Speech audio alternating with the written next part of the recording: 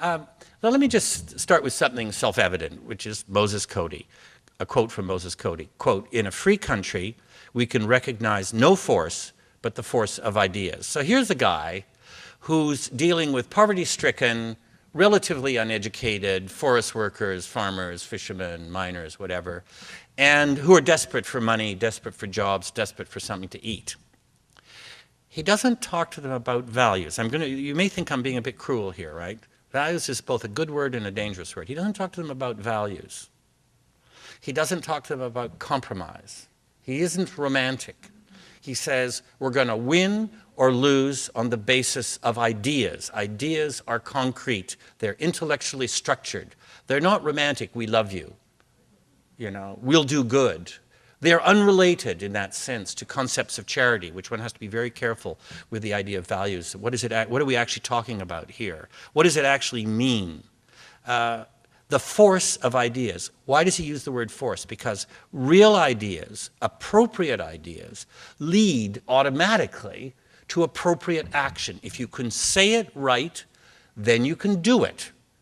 But if you're vague, if you're romantic, if you're, we're good people, we're in the cooperative movement, we have values, that doesn't lead you to the actions, which I know a lot of you, either in this room or in the movement, doesn't lead you automatically to what it is you want to do. And there are a lot of other forces out there, inside your movement and outside your movement, ready to drag you in the name of efficiency, of being sensible, of this is the way other people do it in whatever that sector is, to drag you off track while you're protesting about your values. So real ideas lead to appropriate action.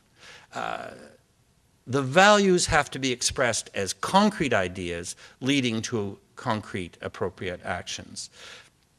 In other words, there is a very real intellectual and muscular link between social intent and real content.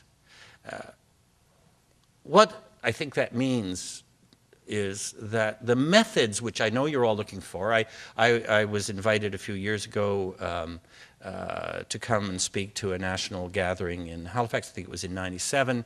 And I know that you're looking for how to, not just how to describe yourselves, but what is it that a co-op movement does? You're doing millions of things, most of them fantastic, but how do you do it? What do you do? What do you have to change to make it really work, to get the ideas right?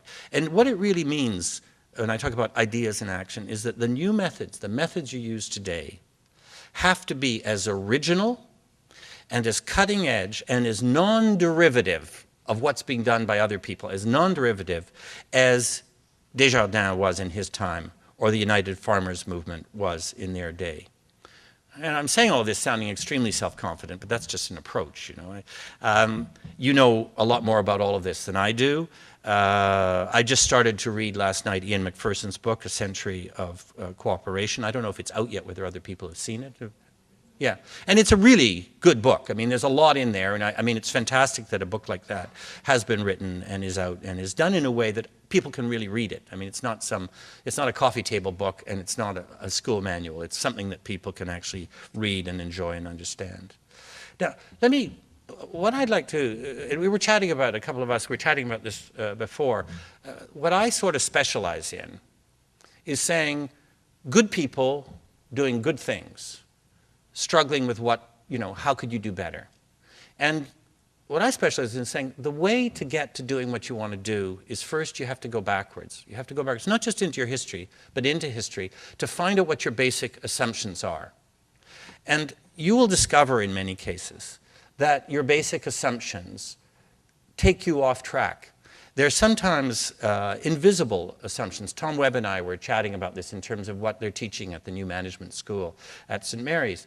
You dig down in underneath trying to do management differently, and somewhere back there, deep in your unconscious roots, lies, of course, the roots of European cooperation. And the roots of European cooperation lie in the late Middle Ages and the early Renaissance in the Italian city-states, and they have to do with guilds. And they come out of the guilds and they work their way through to somewhere in the late 19th century, the early 20th century, when they start dividing up very late in the day into communism, socialism, corporatism, Mussolini, and the co-op movement. Very difficult sort of dividing up. And so if you don't go back and say, wait a minute, yes, our movement came out of Europe formally. When I look at the history, formally comes out of the European co-op movement.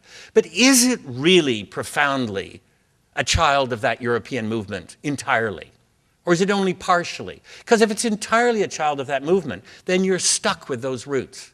And those roots are very limiting for the sort of thing that Mary was talking about at the beginning. They're very limiting for a country where 2/3 of the country, many of you serving the 2/3 of the country, has nothing to do with the realities of Europe. You can't find anything in the European roots that leads you to dealing with a cooperative approach in the northern 2/3 of Canada, 2/3 of Canada.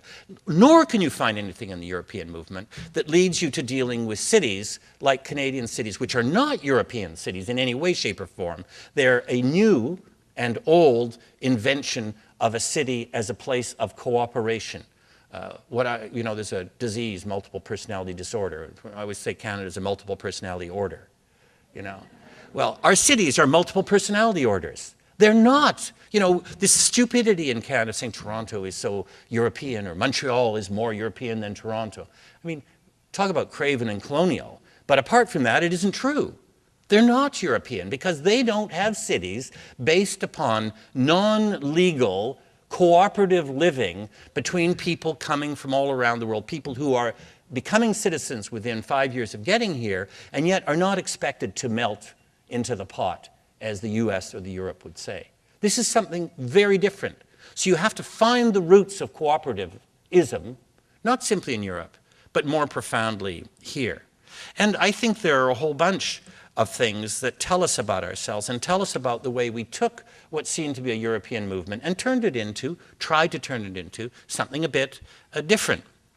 For example, and I know that already because he's told me that Ian McPherson slightly disagrees with me on this, but that's all right, that the roots go well back beyond your 100-year history.